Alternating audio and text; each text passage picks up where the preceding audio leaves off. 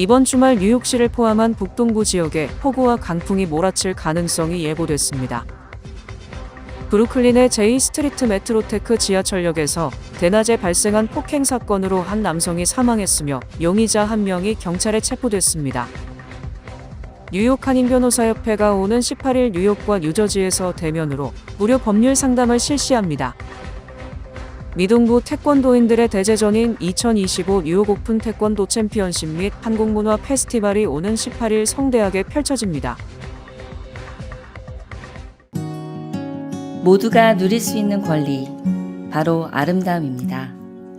키스는 누구나 더 쉽고 당당하게 자신의 아름다움을 즐길 수 있는 세상을 꿈꿉니다.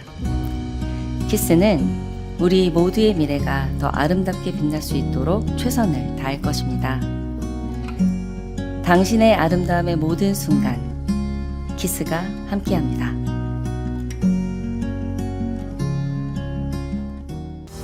PCB의 능력이 나의 능력으로 이어집니다. 내가 만난 새로운 능력, PC빌리티, PCB뱅 제공입니다. 이번 주말 미동부 해안에 강력한 해안성 폭풍이 형성될 것으로 예보되면서 뉴욕시를 포함한 북동부 지역에 폭우와 강풍이 몰아칠 가능성이 제기됐습니다. 이번 주말 뉴욕시에 몰아칠 것으로 예상되는 이번 폭풍은 노이스터로 불리는 북동풍성 저기압 형태로 강한 북동풍과 집중호우가 특징입니다. 기상당국과 전문가들에 따르면 이번 폭풍은 일요일에서 월요일 사이 동부 해안에 영향을 미칠 것으로 보입니다.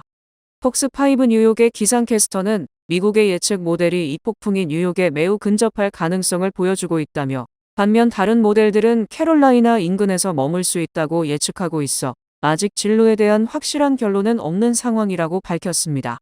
이번 폭풍에는 찬 공기가 동반되지 않을 것으로 보여 I-95 고속도로를 따라 이어지는 미동부 전역에서 강수는 대부분 비로 내릴 전망입니다. 하지만 폭우, 시속 수십 킬로미터의 강풍, 높은 파도와 해안 침수 위험은 불가피할 수 있다는 경고도 나오고 있습니다. 특히 이 폭풍이 예상대로 발달할 경우 캐롤라이나에서부터 뉴잉글랜드 남부에 이르는 광범위한 지역에 영향을 받을 수 있어 주말을 앞두고 현지 당국과 주민들은 대비가 필요한 상황입니다. 브루클린의 제이 스트리트 메트로테크 지하철역에서 대낮에 발생한 폭행 사건으로 한 남성이 사망했으며 용의자 한 명이 경찰에 체포됐습니다. 뉴욕시경에 따르면 화요일 오후 3시경 브루클린 다운타운의 제이 스트리트 메트로테크 지하철역에서 구타 살인 사건이 발생했습니다. 뉴욕시경은 도움이 필요한 사람이 있다는 911 신고를 받고 현장에 출동했으며, 도착 당시 피해 남성은 의식을 잃은 채 심각한 외상을 입고 쓰러져 있었습니다. 피해자는 곧바로 병원으로 이송됐지만 끝내 숨졌습니다. 경찰은 아직 피해자의 신원이나 연령 등 구체적인 신상은 공개하지 않았습니다. 사건의 경위는 여전히 조사 중이며 폭행이 어떻게 시작됐는지, 가해자와 피해자 간 관계가 있었는지는 아직 알려지지 않았습니다. 경찰은 사건 발생 후 지하철역 감시 카메라에 촬영된 영상을 토대로 수배 사진을 배포했으며, 이를 통해 용의자를 추적해 수요일 새벽 검거했습니다. 현재까지 정식 기소는 이루어지지 않은 상태입니다. 뉴욕 한인변호사협회가 오는 18일 뉴욕과 뉴저지에서 대면으로 무료 법률 상담을 실시합니다. 협회는 맨해튼 뉴욕 한인회관과 퀸즈 뉴욕 한인봉사센터 커뮤니티 센터, 뉴저지 팰리세이즈 팍 도서관 등 3곳에서 오전 10시부터 오후 1시까지 무료 법률 상담을 대면으로 실시합니다.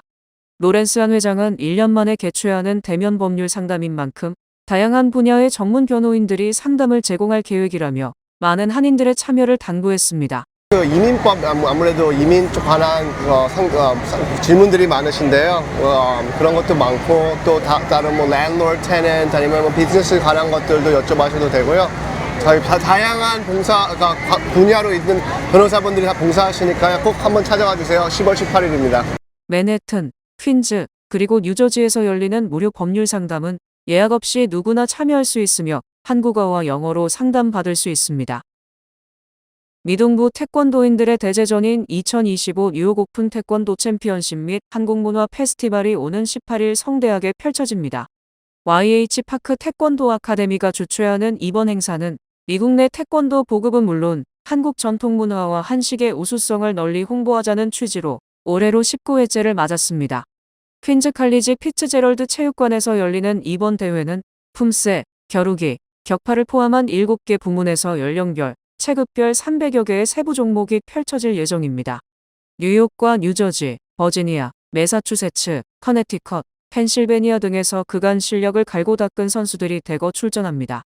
태권도 시합을 통해서 문화 행사도 하고 음식 행사도 하고 그 다음에 이제 한복을 이제 작년부터 이렇게 해서 선보이고 그래서 하나의 그 페스티벌로 태권도를 통해서 한국의 문화 페스티벌로 이제 승화시키는데 이제 목적을 두고 특히 올해는 2024 파리 하계올림픽 태권도 경기에서 사용됐던 한국 KPMP사의 전자호구가 모든 시합에서 사용돼 보다 정확한 점수 집계가 이뤄질 것으로 보여집니다. 그러니까 any sports 가고 아니면 다 모든 대회는 페어 플레이가 제일 중요해요. 이겨야 될 사람이 이기고 져야 될 사람을 지고 그리고 이번에 심판들도 그냥 로컬 심판들도 있지만 국제 심판들도 있습니다. 그래서 좋은 경기가 될 것 같아요. 주최 측은 이날 개막식에서 그레이스 맥 연방 하원 의원에게 태권도 명예 5단증을 수여하며 하세종 고문의 격파 시범도 진행됩니다. 그 태권도를 하려면은 이 기만 하는 게 아니고 정신적으로 좀 키워주는 그 confidence 그리고 인내심 그것이 바로 저희가 격파를 하는 그 가운데 전파가 되도록 그렇게 목적을 하고 있습니다. 이와 함께 행사장에는 ATA 농수산물유통공사의 한국특산품 시식 행사와 함께 한국전통문화 공연 등이 열리는가 하면 한국관광공사 뉴욕지사가 홍보부스를 운영하는 등 타민족들에게 한국의 멋과 맛을 알리는 다채로운 프로그램이 진행됩니다. 뉴욕 오픈 화이팅! 백악관이 연방정부 셧다운 사태 속에서도 관세 수익을 활용해 여성 영유아 대상 영양 지원 사업인 WIC 프로그램을 지속하기로 했습니다. 7일 캐롤라인 레빗 백악관 대변인은 X를 통해 민주당이 셧다운을 유도함으로써 가장 취약한 여성과 아동을 위한 WIC 프로그램 자금이 바닥나게 됐다고 비판하며 트럼프 대통령이 창의적인 해결책으로 관세 수익을 이 사업에 투입하도록 지시했다고 밝혔습니다.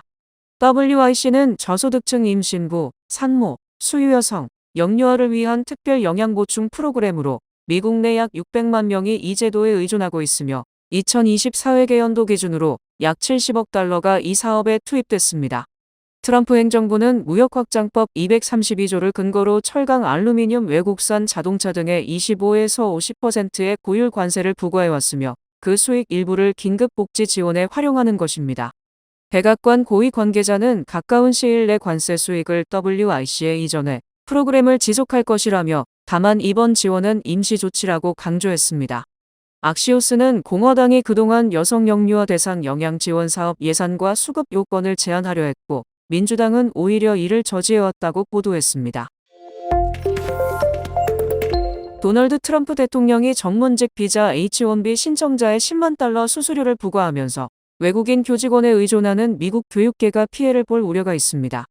뉴욕타임스가 8일 보도한 내용에 따르면 미국 대학과 공립학교 관리자들은 새 수수료로 인한 비용 부담 때문에 앞으로 외국인 전문직을 교직원으로 채용하는 게 어려워질 것으로 예상하고 있습니다. 미국 대학협회의 린 파스케렐라 회장은 다수 학교가 과학, 기술, 공학, 수학과 의학 분야에서 필요한 전문직을 확보하기 위해 H-1B 비자에 의존한다고 설명했습니다. 모든 스템 분야에서 인력이 부족하지는 않지만 원자력 공학과 재료과학 등의 분야에서는 수요가 있다고 그는 말했습니다. 파스케렐라 회장은 우리는 미국 노동자를 대체하려고 외국인을 채용하는 게 아니다라며 우리는 트럼프 행정부가 주장하는 대로 능력과 누가 가장 자격이 우수하냐에 기반해서 채용하고 있다고 말했습니다. 특히 규모가 작은 대학은 H-1B 비자 소지자 채용 자체를 중단할 수도 있다는 관측도 나왔습니다.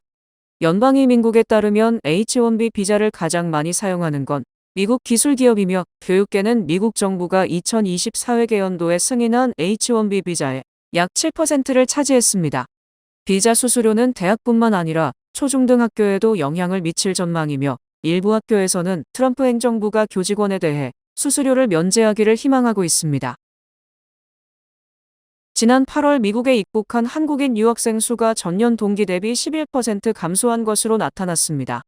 뉴욕타임스가 최근 연방상무부 국제무역청 데이터를 분석한 결과 올해 8월 미국에 입국한 한인 유학생 수는 전년 동월 대비 11% 감소했습니다.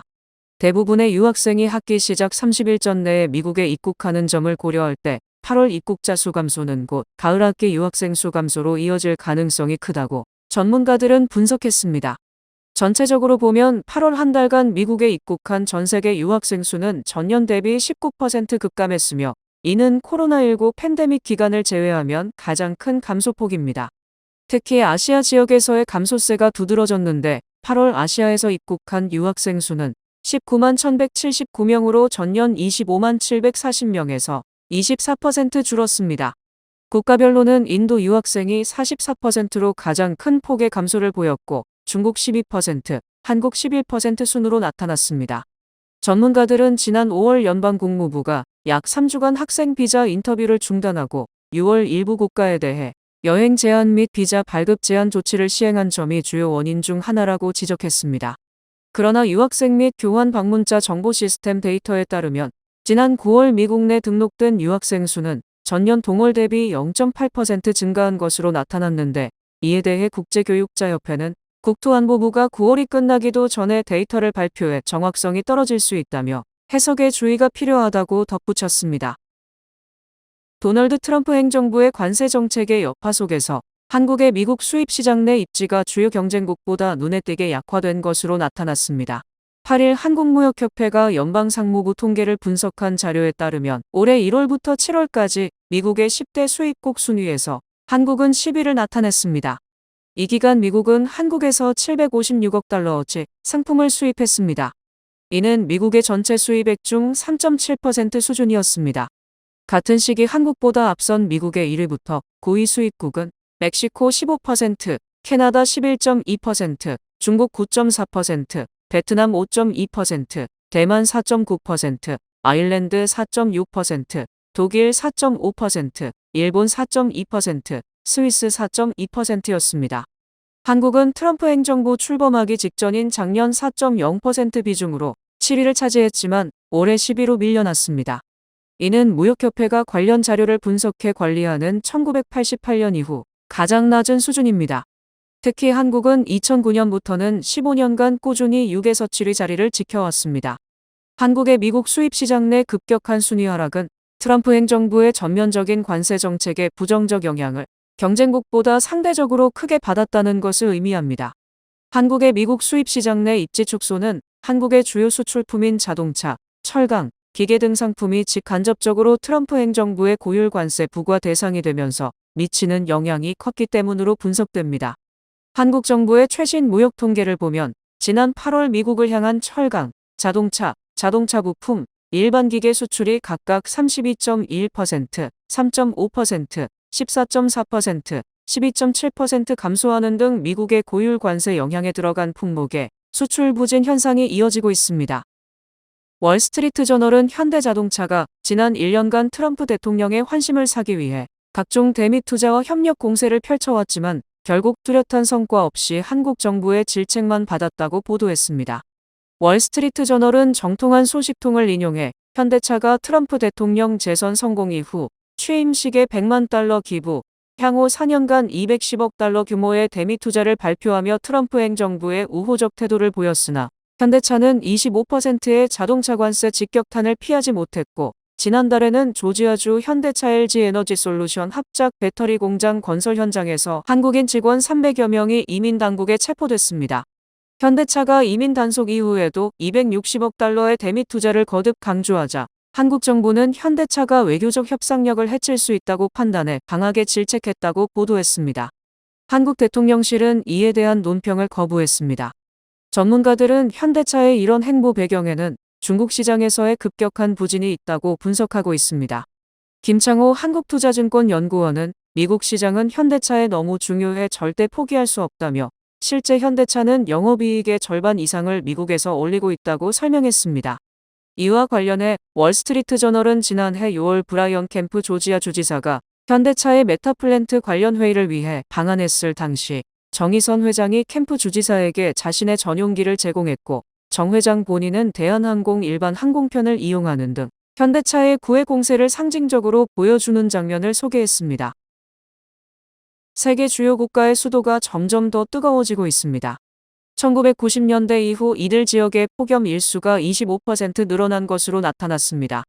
영국 가디언이 국제환경개발연구소가 최근 발표한 분석을 보도한 바에 따르면 인구가 가장 많은 43개 수도에서 연평균 화씨 95도 이상 고온이 지속된 날은 1994년부터 2003년 1062일에서 2015년부터 2024년 1335일로 증가했습니다. 이는 도시 거주자가 매년 더 긴 기간, 더 치명적인 더위에 노출되고 있음을 보여주고 있습니다. 특히 이탈리아 로마와 중국 베이징은 화씨 95도 이상 고온 일수가 2배로 늘었고 필리핀 마닐라는 3배까지 급증했습니다. 한때 비교적 온화한 기후로 여겨지던 영국 런던에서도 화씨 86도 이상인 날이 2배 늘어나 기후 위기의 가속화를 보여주고 있습니다. 스페인 마드리드의 경우 25일 수준이던 폭염 일수가 현재는 47일로 증가했습니다. 전문가들은 지난 30년간 극심한 폭염으로 수백만 명이 조기 사망했을 가능성이 크다고 지적했습니다. 실제 올해 여름에도 세계 곳곳이 불가마로 변했습니다. 일본은 지난 7월 화씨 106도의 역대 최고 기온을 기록하며 1만 명 이상이 병원으로 이송됐습니다. 유럽에서는 지난 6월부터 8월까지 최소 1만 6,500명이 열사병으로 사망했습니다. 전문가들은 폭염 대응은 단순히 에어컨 가동으로 해결할 수 있는 문제가 아니다라며 도시 건물의 단열 환기 개선, 공공그늘 조성, 즉각적 예산 지원이 필요하다고 지적했습니다. 챗GPT 개발사 오픈AI가 최근 공개한 동영상 생성 인공지능 모델 소라2가 생성하는 콘텐츠에 대해 미국 영화협회가 반발하고 나섰습니다. 오픈AI는 지난달 30일 소라2를 공개하면서 원 콘텐츠 저작자가 별도로 콘텐츠 사용 금지를 신청해야 하는 옵트아웃 방식을 적용하기로 했습니다. 이는 저작권자가 오픈AI에 자신의 저작물이 영상에 포함되지 않도록 해달라고 직접 요청하는 방식으로 협회는 오픈AI 정책을 따를 수 없다고 주장하고 있습니다. 미국 영화협회는 지난 6일 성명을 내고 오픈AI의 소라2가 저작권이 있는 콘텐츠를 무단으로 사용하는 데 이용되고 있다며 오픈AI의 즉각적이고 단호한 조치를 취하라고 요구했습니다. 월스트리트에 따르면 오픈AI는 소라2 공개 열흘 전부터 연예기획사와 스튜디오의 옵트아웃 절차를 알리기 시작하고 위반 사례가 발견될 경우 신고할 수 있는 창구도 마련했습니다. 찰스 리브킨 영화협회 대표는 성명에서 소라2 출시 이후 오픈AI의 서비스와 소셜미디어 전반에서 우리 회원사들의 영화, TV 프로그램, 캐릭터를 침해하는 영상이 급속히 확산하고 있다고 주장했습니다. 앞서 오픈AI CEO 샘 올트먼은 블로그의 저작권자들에게 그들의 캐릭터 사용 방식에 대해 보다 세밀한 통제권을 부여할 것이라고 전했습니다. 자신의 캐릭터를 절대 사용하지 못하게 하거나 특정 상황에서만 사용할 수 있게 하는 등 저작권자들이 AI 사용을 직접 설정할 수 있게 하겠다는 것입니다. 이에 대해 리브킨 대표는 저작권 침해를 막을 책임은 저작권자가 아니라 오픈AI에 있다며 올해 확립된 저작권법은 창작자의 권리를 보호하며 이번 사안에도 그대로 적용된다라고 반박했습니다. 주요 단신 전해드립니다. 세바스티엥 르코르니 프랑스 총리가 정부 재정 악화와 국가 부채 위기 속에서 1958년 이후 최단 기간으로 취임한 지 27일 만에 사임했습니다. 대형 유통업체 코스트코가 덴마크 제약사 노보 노디스크와 협업해 비만 치료제 위고비와 오젬픽 4주분을 각각 반값 정도인 $499에 판매하기로 결정했습니다. 비영리 소비자 단체인 컨슈머 리포트에서 삼성전자 폴더블 폰 시리즈의 신제품인 폴드7과 플립7에게 각각 81점을 부여하며 최고의 제품으로 선정했습니다. 현대자동차 그룹의 대형 SUV 모델 제네시스 GV80이 미국 시장 출시 5년 만에 누적 판매 10만 대를 돌파하는 성과를 이루며 현대차 그룹이 고급 및 친환경차 라인업을 구축하는 데 중요한 발판을 마련했습니다. 지난 5월에 즉위한 교황 레오 14세가 오는 11월 말부터 12월 초 사이 첫 해외 순방으로 튀르기예와 레바논을 방문한다고 밝혔습니다. 전기차 업체 테슬라는 전날 공개된 짧은 동영상에서 저가 모델 시리즈의 일환으로 $36,900의 모델 3과 $39,000의 모델 Y를 공개했습니다. 앤더슨 경제그룹은 2023년 연구에서 지역별 전기요금과 충전 방식에 따라 차이는 발생하지만 평균적으로 전기차를 사용하면 휘발유 차량에 비해 1년에 $1,000 정도 절약된다고 주장했습니다. 지난 7일 유럽 소화기업회 학술대회에서 중국 수저우대학 유리호 연구원팀은 설탕 대신 사용되는 저당 무당 인공 감미료 음료들도 설탕 음료와 마찬가지로 대사 이상 지방간 질환 위험을 높인다는 연구 결과를 발표했습니다. 날씨 전해드립니다. 목요일인 내일은 대체로 맑겠습니다. 낮 최고 기온은 60도, 최저 기온은 47도입니다. 해 뜨는 시간은 7시, 해 지는 시간은 6시 25분입니다. 이상으로 주간 날씨와 세계 날씨 전해드립니다.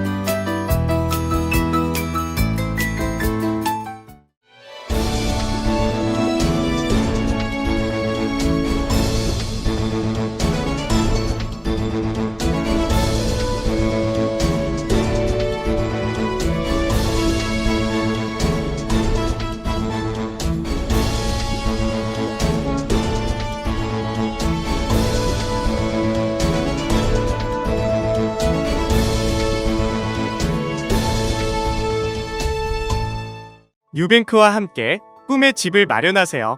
빠른 승인, 맞춤형 서비스, 전문가 상담, 지역 전문성, 경쟁력 있는 이자율. 뉴뱅크가 주택 소유를 쉽고 간편하게 모든 단계에서 도움을 드립니다. 지금 바로 가까운 뉴뱅크 지점을 방문해서 홈모기지 대출 상품에 대해 문의하세요. 뉴뱅크 제공입니다.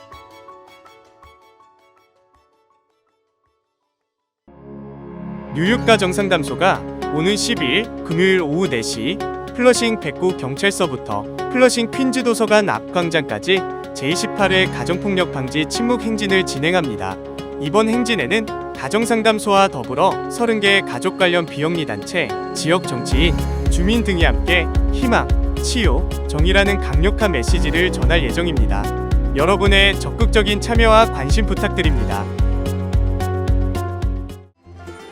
한국 유일의 블루그래스 밴드 컨트리 공방이 오늘 10월 10일 금요일 저녁 8시 퀸즈 컬리지 르프라 콘서트홀에서 뉴욕시 데뷔 무대를 선보입니다. 블루그래스의 소울과 K-팝의 감성을 융합한 컨트리 공방은 전통을 넘어선 새로운 음악적 여정을 통해 관객들에게 특별한 경험을 선사할 예정입니다. 여러분들의 많은 참석과 관심 부탁드립니다.